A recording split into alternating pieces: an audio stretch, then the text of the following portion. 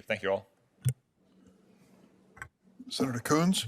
Thank you, Chairman Durbin, and thank you for convening this hearing, and congratulations to each of you on your nominations.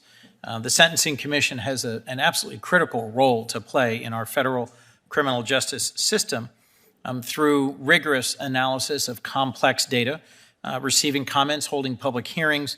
The Sentencing Commission sets the guidelines that shape or guide how courts navigate complex questions of justice and mercy, of punishment, deterrence, and rehabilitation. The need for a working sentencing commission is not a partisan or ideological issue. I thought it was telling that Justice Barrett and Justice Sotomayor, in an opinion issued earlier this year, expressed their hope that a quorum to allow a functioning sentencing commission would be reestablished soon. You're an exceptionally well-qualified, diverse slate of nominees with impressive backgrounds that will suit you well for this important role. Too often our conversations more broadly about criminal justice reform accept what I think is a false premise, namely that anything that helps criminal defendants get their lives back on track should somehow be equated with being soft on crime. I think that's exactly wrong, and I appreciate my colleagues on the other side of the aisle who share the view. I am proud to lead with Senator Cornyn of Texas the Begin Again Act, a bill that would narrowly expand the availability of federal expungement for first-time drug offenders that passed this committee by a strong bipartisan vote last year. I'm also excited to be working with Senators Lee and Cornyn and others on a bill to reform federal supervised release to ensure limited supervision resources are allocated to those who would most benefit from them and to create some positive incentives that would encourage returning citizens to take the steps needed to rehabilitate themselves and stay out of trouble. So I have two questions, if I might, to follow up on this. Judge Gleeson, you were known as a federal prosecutor, some would say a hard-nosed federal prosecutor. In Brooklyn, you led the prosecution and conviction of John Gotti. You are no stranger to the concerns of victims and the need to protect public safety vigorously. Based on your experiences as both a prosecutor and judge, can you describe your views on how tools like expungement or the creation of positive incentives for those who've left prison can be ways to actually improve public safety? Yes, thank you, Senator. Thank you, Senator. There's potentially a very long answer to that question, but I'm going to give you a short one. And that is that we have a criminal justice system that is increasingly attentive, as Judge Restrepo has already testified, to the needs of people in reentry. And then there are also, I think, one of the next big things in terms of criminal justice reform subjects are the collateral consequences of convictions.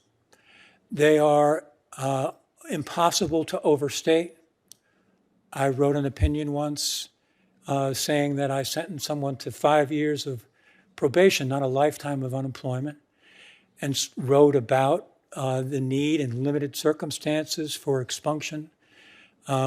It's a topic I respectfully suggest belongs in the first instance in this body, requires a great deal of study, needs to be data-driven, as Senator Grassley has mentioned earlier, but I applaud you, Senator Coons, for raising it because it's one of the next, there's plenty of current big things in criminal justice. I believe expunction and other forms of assisting people in dealing with collateral consequences is hopefully one of the next big things in criminal justice. Well, thank you, Your Honor. I ran a youth program in the east side of Wilmington nearly 30 years ago now. And over the arc of the lives of the then young people now in their 40s who I followed, the lifetime consequences of one early conviction, particularly in a town where there's a lot of financial services and thus the barrier to being hired is particularly high for anyone who has a conviction of any kind. How it has locked them out of meaningful employment for decades has been something that struck me in terms of the collateral consequences for their families of one conviction. Judge Restrepo, if I might, I understand you helped create a reentry program in the Eastern District of Pennsylvania known as STAR, Supervision to Aid Reentry, that was focused on individuals with a history of violent crime or a significant risk of recidivism. Can you describe what you learned through that program about how to better support reentry, especially for those who've committed heinous crimes, and how that relates to improving public safety? Thanks for the question, Senator. Our program is all about public safety and reducing recidivism.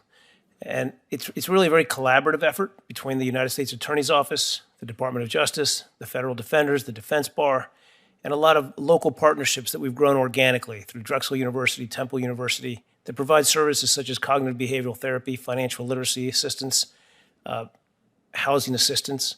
So it's a very multifaceted approach that we've taken to helping folks come home and become productive citizens.